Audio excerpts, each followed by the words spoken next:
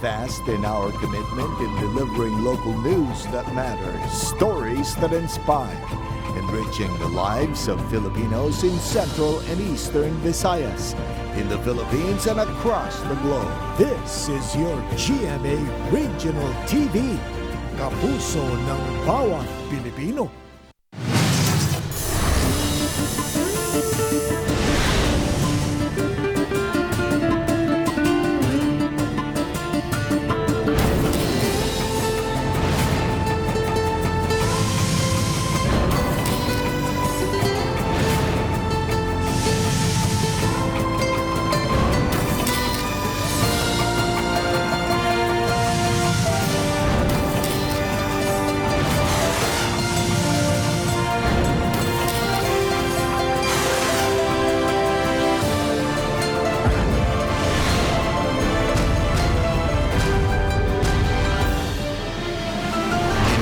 GMA Regional TV Balitang Bisdak.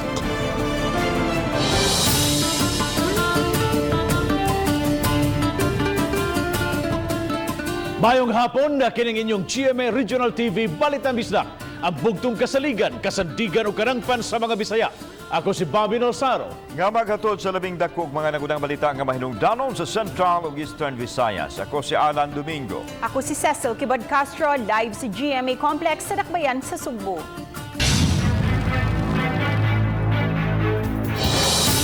Kinsi ka mga balay ang naugdaw sa sunog nga migo sa A. Lopez, Sitio Mayahay, Barangay Calamba ning Dakbayan sa Sugbo. Danyo sa mga sunog miabot sa 300,000 pesos. Padayon pang gisuta sa kabumbiruhan ang hinungdan sa maong sunog. Sayro nato ang detalye pinaagi ni ining report. Ingon ini ang sitwasyon sa Sitio Mahayahay, Barangay Calamba, Cebu City. Pasado alas 2 ganiyang kadlawon dihang gilamoy sa kayo ang kabalayan. Alas 2:45 miabot ang mga bombero o giisa sa first. Hangtod na sa second alarm ang sunog nga miugdaw sa 15 ka mga balay.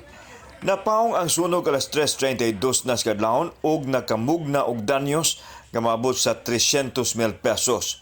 Wa pa masuta nining pagkutlo sa balita kung unsa hinungdan sa sunog. BFP sige pa karon dito o investigate kanya basi karon udto mahibaw-an ni siya kung sa deklaro ani nga sinugdanan sa sunog. Samtang igo na lang sa pagsudong ang mga apektadong munupyo sa ilang naugdaw nga balay.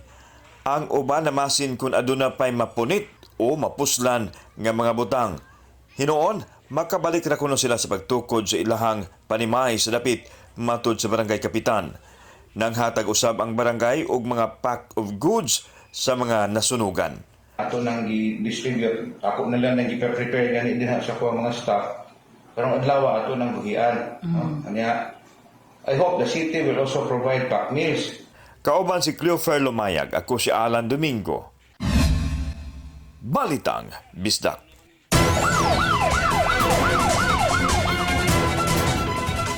O sa ka-23 anyos ka babae nga misuway unta pag-ambak sa First Mactan Mandawi Bridge na salbar sa usa ka van driver. Si Luan Mirodina adunay live report. Unsay hinungdan niyang suway pag-ambak, May?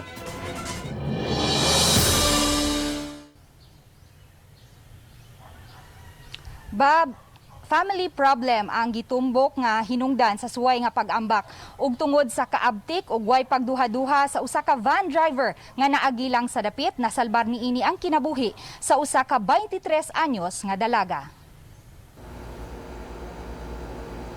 Sama sa ubang mga pedestrian, yano nga naglakaw subay sa First Mactan Mandawi Bridge kining usa ka babay pasado alas 7 ganihang buntag.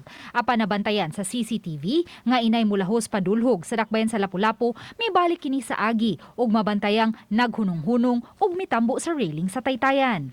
Pipila ka gutlo, mihunong kini ug may ubang nagbisikleta nga daw nahibong sa gipakitang lihok sa babay. Pagka alas 7:52, mihana na kini og ambak sa bridge apan nangupot sa railings. May na lang kay abti kaayo kining usa ka van driver nga naagi sa dapit ug diretsong gibunlot ang babay nga nagkumbitay na sa railings. Delikadong makapso kay basa ang railings tungod sa uwan sa yuganihang buntag. Wala biyai sa van driver ang babay, hangtod nga nangabot ang mga pulis. Milanat pa og pipila ka minuto, una nila nakumbinsi ang babay, pagkuyog kanila o gidala ngadto sa DSWD.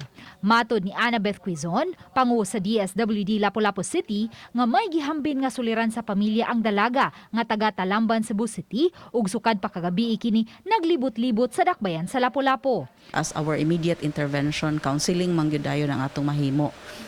Mao na siya niya based sa atong istorya with the victim or the client, mo lang sa siyang temporary shelter sa atong home care. Ang DSWD Lapu-Lapu nakabantay nga sukad miigo ang pandemya, ubay-ubay ang nakasinati og depression. Subay niini nakigalayon karon ang DSWD sa Philippine Mental Health aron matabangan ang mga individual nga nakasinati og depresyon ilabi na ning panahon sa pandemya. In fact, na atay pag-assignan nga memorandum of agreement with them, which is still with the council, no, para sa katong authorizing the mayor to sign the MOA, kay gusto nato nga magpatabang nila nga naatay mga tao gyud nga mga expert gyud on this sa behavioral problems ang katong mentally challenged nga makamonitor sa atong mga kaigsuonan nga naintay problema. Bob, subling pahinumdom sa mga psychologist nga kung ugaling may mga higala o mga sakop sa pamilya nga nakasinati og depresyon, dili kini angay baliwalaon ug mas maayo nga mokonsulta og usa ka psychologist. Samtang Bob, wala makuhai og pangan sa mga pulis ang van driver nga angayang pasalamatan tungod sa iyang heroic act. Bob? Saludon minimo, Mr. Unknown Van Driver. Salamat, Luan Mirondina, sa imong report. Bisan kung init ang ulo sa mga motoristang gipangita tungod sa traffic violations, mga enforcers gipahimagnuan nga dili mo tumay sa kainit sa ilang ulo. Subay nini giseminar ang mga personnel sa team kabahin sa hustong kortesiya sa ilang trabaho. Ano ang report ni Nico Serino? 28 katuig na nga traffic enforcer sa Mandaue City si Diosdado Apa. Ning maong gidugayon, ubay-ubay nagyud siyag kasinatian sa kadalanan. Lakip na niini ang mga motorista nga mangigi ug mamalikas pagani kay sila gisita. Sa maong sitwasyon, magpaubos ra gyud kuno siya ug dili mutubay sa istorya. Bahala lang maisog ang driver kita magpaubos ita. Kita lang yung sabot bisag isog sila. Dili gyud kam tingog para walay away. Mga sa niya, mga taga-tahuran. Bag-uhay lang gipasiugdahan sa team ang seminar kabahin sa basic courtesy sa ilang pagdakop sa mga traffic violators. Gipahinumduman ang mga personnel kung unsaon pagtratar sa mga motorista, labi na ang mga iritable o dili makadawat sa pagsita kanila. Ang mga enforcers gikinahanglan nga dili makiglalis o kung daghan ang pangutana, i-forward gyud sa opisina. Kung makiglalis ang violators, ang drivers, dili gid siya ngayon nga musumpay niya naa diha sa citation ticket before siya mo pirma. Kung doon na siya problema, pwede siya mo attest. So ig-attest niya, pwede siya mo ngaris sa mong office para makig-istorya, makig-dialog. Giawhag sab ang mga sector leaders nga pahinumduman ang ilang mga tao kabahin sa husto nga kortesiya. Naay mga bag-o nga di pagikibaw niya nasay daan nga mada sa kana bitaw mga violators kay makiglalis ana ba. So ang akong administrasyon ron ato ging itagaan sila standard unsaon nila pagkortesiya. Ang Mandaue City dunay 172 ka mga traffic enforcers nga sakop sa Operations Division sa team.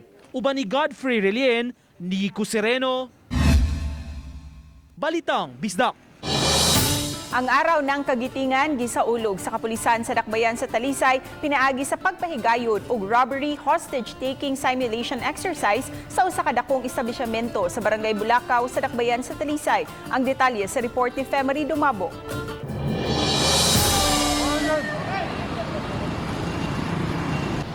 Diha sa kaandam, mapakita ang tinuod nga kaisog. Kini ang mensahe sa Talisay City Police nga sayo sa buntag, mao nalay nakita sa publiko ang ilang mga sakop nga nakapalibot sa usa ka dakong hardware sa Dakbayan. Anaw sa mga traffic enforcer ug Talisay Disaster Team. Nagresponde diay sila sa robbery hostage-taking incident. Apan, usa lang kadto ka simulation exercise. Matod sa hepe sa Talisay City Police, dili kinahanglan nga tul sa insidente mo pakita og kaisog. Inay, mas maayo nga mapugngan nga mahitabo, ilabi na kun krimen.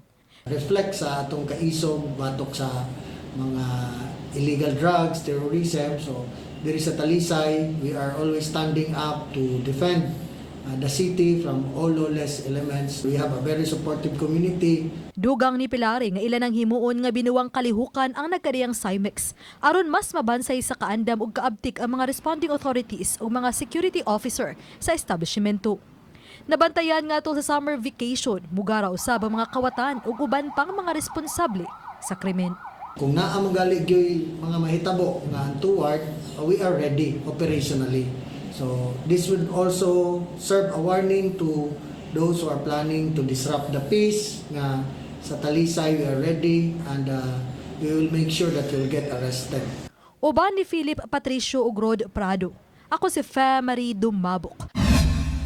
Balitang Bisdak. Sir, on sa man banhaw no ilubong na lang. Ilubong na lang oy. Yung nga may kwenta mabuhi pa. Ano wala may kwenta? Pasakitan na ta. Banhawon. Kay murag ang gugma ba? Ay mong ex, nagigbalik din na. Balikan na nimo kay. Saman. Banhawon. Kaya indot man na magbati ka pirmi. Banhawon o ilubong na sa hindi? Banhawon. Ang gugma. Para ka kinsa?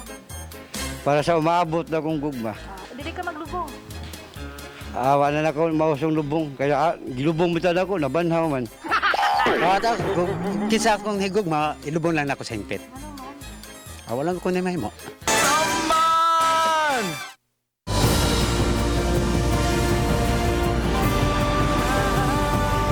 Kini ang GMA Regional TV Balitang Bisdak.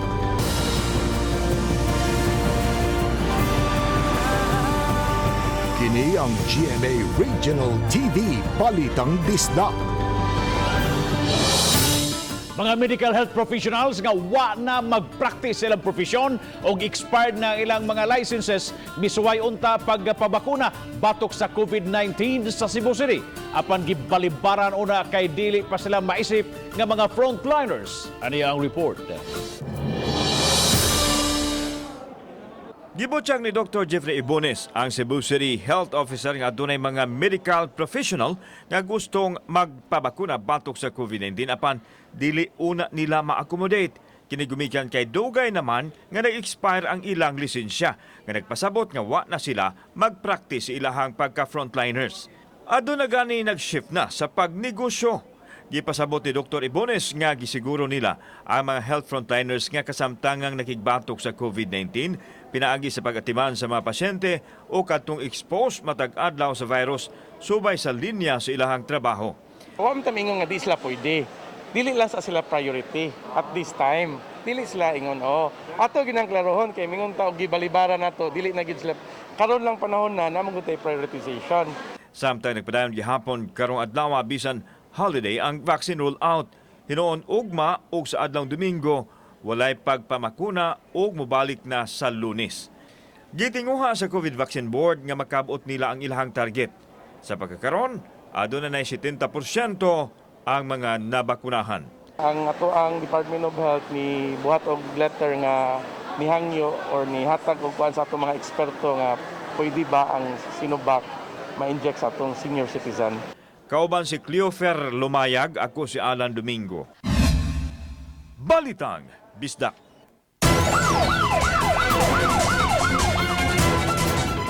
Tungod sa subsub nga police community roving sa Sitio Ratan, Barangay Tangki, Syudad sa Talisay, magtiayong nalambigid sa illegal nga kalihukan ni balhin sa laing sitio apan nasikop gihapon. Ang detalye sa report ni Fe Marie Dumabok. Naabtan pa sa GMA TV Balitang Bisdak kining magtiayon sa wa pa hingpit nga gibalhog sa prisungan. Nagpuyo sila sa Sitio Ratan apan ni angkon nga nibalhin sa Sitio Salvador tungod sa pagtago-tago sa pagpamaligya og ginadiling drogas. Ang duha sa naging tuig lang nakagawa sa prisuhan tungod gihapon sa pagpamaligya og drogas. Yung dami. Siabo. Ano man? Lagi na, sa kapait lagi. Di ka na kayo ba? Nagaroon. Kaya gusto mo kaya ka ng kuhan, ka ng dakok, tago-tago ang pagpaninda. Bilag mayroon mong kuhan ba? Taon na dyan. Kahinumduman nga duha na kasimanang gihimo ang Project Ratan, diin nagtinabangay ang mga mulupyo ug kapulisan sa pagroving sa dapit isip mga ratan defenders. Kini sa tumong nga mapuhag ang pagpamaligya ug paggamit sa gradili nga drugas. Siguro nakita sa mga drug personalities that they are not anymore safe in Sitio Ratan. That is why they have transferred. It is a good sight and good development para sa amo, and we are very optimistic that sooner mo daghan pagid ang drug cleared barangay sa Talisay. Laing dinakpan mao si Dima Manggaron kinsa ni angkon nga siya pa mismo ang mukuha sa Shabu nga igbabaligya gikan sa Dulho Fatima sa Dakbayan sa Sugbo. Doon na siya upat ka mga anak. Para lagi sa mga anak, kung makibana. So lang ko na. Bahala ginagmay basta masustintuan ang gat sa anak ba. Nasiko pa sabang may 21 anyos nga amahan nga ni angkon nga tigtunol siya sa Shabu sa mga mupalit. May batan. Namrigya yung katinawan? Dili masugo-sugo ra. Oh, sugo-sugo ra man niya presinto ra ka. Samtang padayon usab nga mitabang ang Talisay City Outpatient Rehab and Aftercare Program sa mga drug surrenderer. Kapin sa usa ka gatos ka mga drug surrenderer ang nipaubo sa session o random drug test. Oba ni Philip Patricio Ogrod Prado. Ako si Marie Dumabok. Balitang Bisdak. Sa ika-79 katuig nga paghandom sa Araw ng Kagitingan o Day of Valor, gihandom sa Armadong Pusog sa Pilipinas ang ilang mga miyembro kinsa may buhis sa ilang kinabuhi sa pagpanalipod sa nasod. Gihimo kaginang buntag ang wreath laying sa Heroes Area sa Central Command. Gitambungan kini sa mga tag-as nga mga opisyal sa CENTCOM kinsa misaludo sa mga bayani. Samtang usa ka photo exhibit usab ang gibuksan sulod sa usa ka mall diin gipakita ang mga Medal of Valor awardees nga mirisgo sa ilang kinabuhi alang sa kalinaw sa nasod. Usa-usab kini kapasalamat sa mga sundalo nga mihimo sa ilang ultimate sacrifice alang sa gugma sa nasod.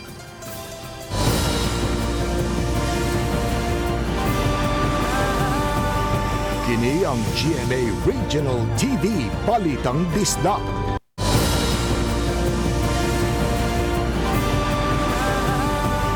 Kini ang GMA Regional TV Balitang Bisdak.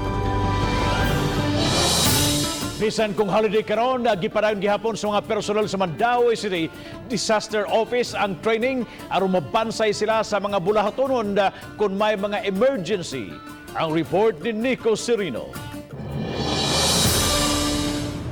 Sa grounds sa City Hall gihimo ang simulation sa mga personnel sa CDRRMO. Ang senaryo, mass casualty incident gumikan sa disgrasya sa Dan.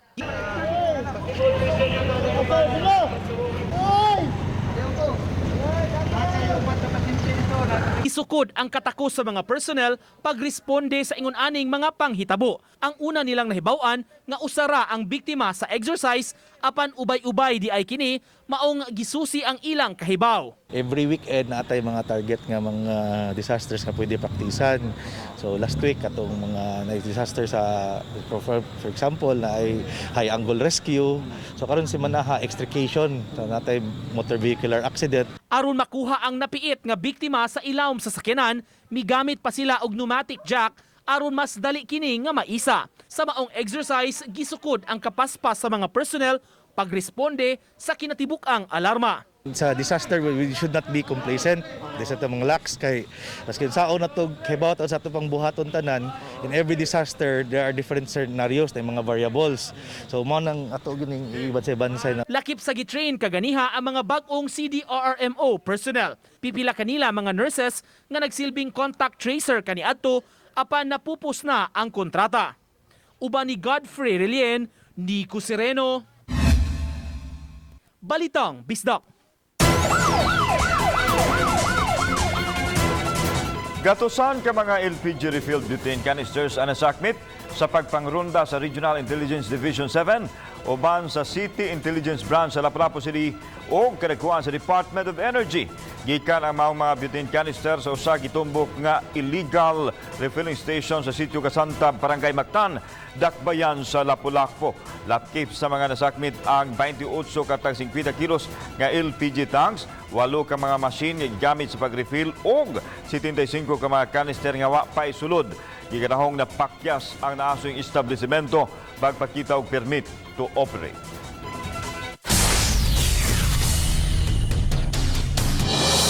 Pampublikong pansayan nga adunay alang sa LGBTQ tukuron diha sa Barangay Poblasyon, Dakbayan sa Talisay. Matud ni Kapitan Edward Alesna nga pagpakita kini og suporta sa mga opisyal ngadto sa LGBTQ community nga dako usab og natabang sa komunidad. Tukuron ang pansayan kilid sa Talisay City College. Ang barangay nagpatabang sa Talisay City Hall alang sa pondo sa maong proyekto. Kagahapon gisusi na ang lugar nga tukuran sa maong pansayan. Ilubong. Among kuan. Among kagahapon. Idaan man ko. Sakit. Di na ko musab. Di, kung mubalik siya. Banhaon. Kay? Banhaon. Ang kasing atong gugma sa atong sa isig kataw. Ang ilubong, ang gugma. Ilubong ang kagahapon, kaya na naman ito rock. Banahon lang ngayon, mahinumdum ta.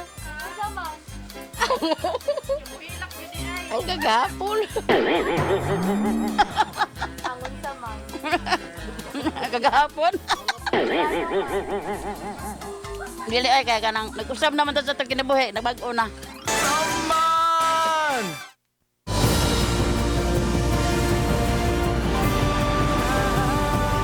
Kini ang GMA Regional TV Balitang Disda.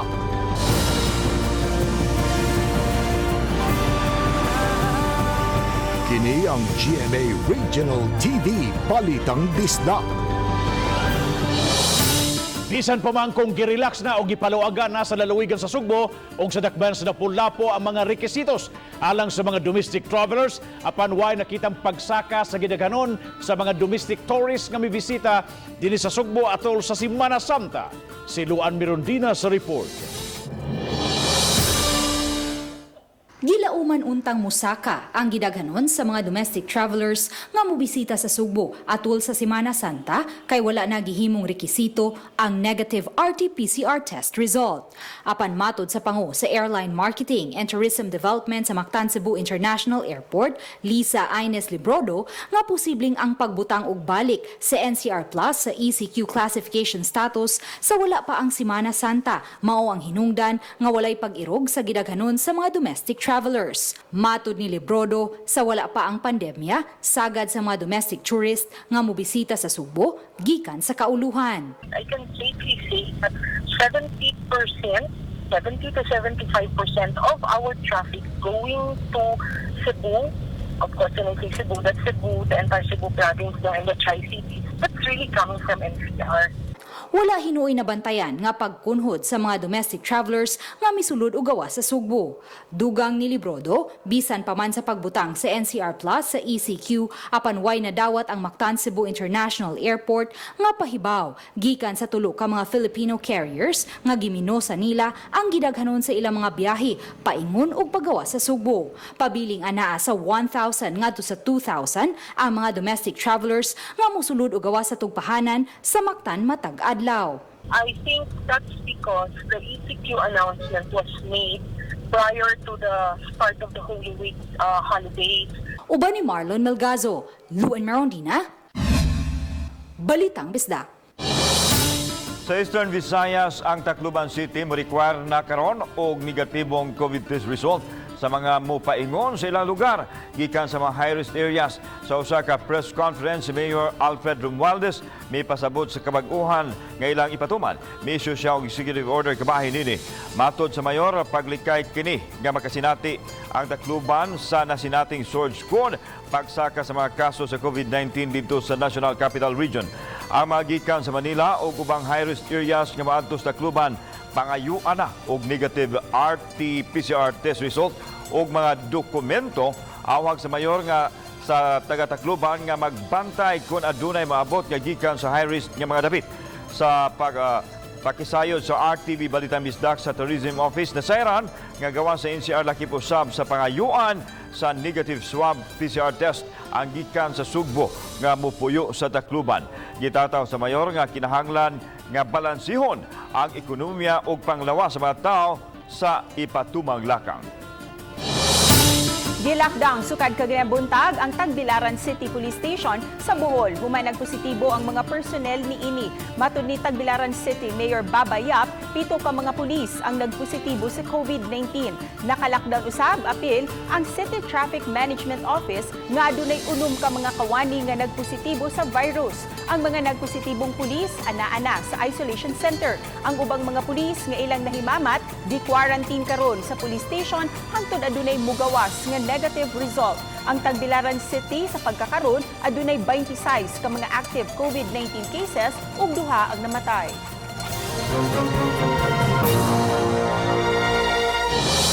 Amang nasinati karon nga panagsang pagwan-uwan sa Central ug Eastern Visayas nagagumikan sa localized thunderstorm.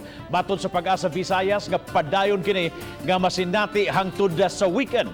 Ang temperatura sa Central Visayas nagaduwa ngadtos 24 ngadtos 33 degrees Celsius. Ang heat index kung ang kainiton sa mabatyagan nga moabot ngadto sa 37 o 38 degrees Celsius sa Eastern Visayas. Ang temperatura ana sa 23 ngadtos 34 degrees Celsius, samtang ang heat index usab nga nagduwa gikan sa 38 ngadtos 40 degrees Celsius. Nunot nini gipahimangnuan ang publiko nga posible kining mosulta sa heat stroke kung magpalabi og buwad sa init.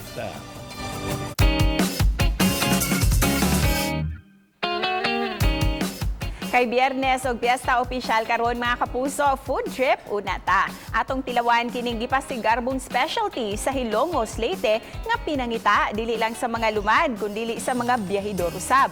Ug nganong paborito man kini sa taga didto ang rumble. Atong sayran pinagi sa report ni Nico Sereno. Sa lungsod sa Hilongos, makita kining karatula ang mga tao kuno didto peace-loving tuod apan mahilig yod og rumble. Mao ba? Unsang hitabua?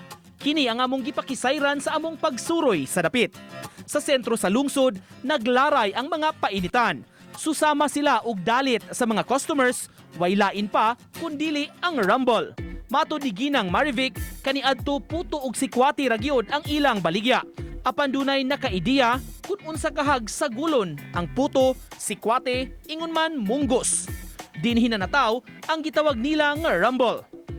Pinangita dili lang sa mga lumad sa dapit, bisan mga biyahedor, mga bisita nga maabot og mudunggo sa ilang pantalan. Ang sticky rice na mo, sticky rice jud wa ka joy ka sagol-sagol nga umay ana mga anak palay wa. So, sticky jud siya. Ang among sikwati is pure jud siya nga tabliya. Ang munggos namo is munggos with nasa pilit nga gisagol pag munggos. Dili siya atong munggos nga gulay style nga panggulay ba jud. Murag pang-snack siya. Wa nako palabya ang higayon nga matilawan kini nga gibaligya nila sa tag 20 pesos ang order. Sa mga dili anad, talagsaon gyud tuod ang munggos nga masagol sa naandan nga painit. Munggos puto. Dili ni magrambol sa tiyan ba din? Dili ay, dili jud. Dili kay kanang wacha man sa pagkaluto, magrambol man imong tiyan or magunsingan imong tiyan kung dili jud sa proper nga pagkaluto. Sa mga di sab kaayo noon komportable sa rumble, mamahimo man sab nga puto og sikwati ra ang orderon. Apan sa kadaghanan, rumble gyud ang pangitaon. Hilongosans are peace-loving people but they love rumble. Then, ang gimme nila is the puto sikwatian, munggos. Love kay rumble. Lain mang rumble sa Cebu no, kay rumble man as in rumble ala. Kumbagay gubot ana. Ang rumble sa mga kay sikwati man og munggos og puto. Uban ni Marlon Melgazo ug Edward Tubilan, Nico Sereno, Balitang Bisdak. Mayong hapon sa atong mga kapuso diya sa Siquijor, Bohol, Negros Oriental, Samar o Galiti. Labi na sa Hilongos sa Maasin City o sa Giwan, Eastern Samar, apilang atong mga international viewers usab. Ang pingmo kanunay, mga kapuso. Ug mga kapuso, inyong makita kining maong episode sa official website sa GMA Regional TV sa www.gmaregionaltv.com. Bisitaha usab ang atong official YouTube channel GMA Regional TV ug i-click ang subscribe button alang sa mga init ug nagunang mga balita ug kasayuran gikan sa mga rehiyon. Daghang salamat sa mga kapuso nato apil na ang nasa gawas sa nasod nga nakisayon sa mga dagko ug mga nagunang balita sa rehiyon. Ako si Alan Domingo. Ugika namong tanan dinhi sa Central ug Eastern Visayas, ako si Cecil Kibod Castro. Ang inyong balita nga mong balita kay matag lokal nga balita mahinungdanon. Kining inyong GMA Regional TV Balitang Bisdak, buong puso para sa Pilipino. Ako si Bobby Del Saro. Maayong hapon mga kapuso, happy holiday and happy weekend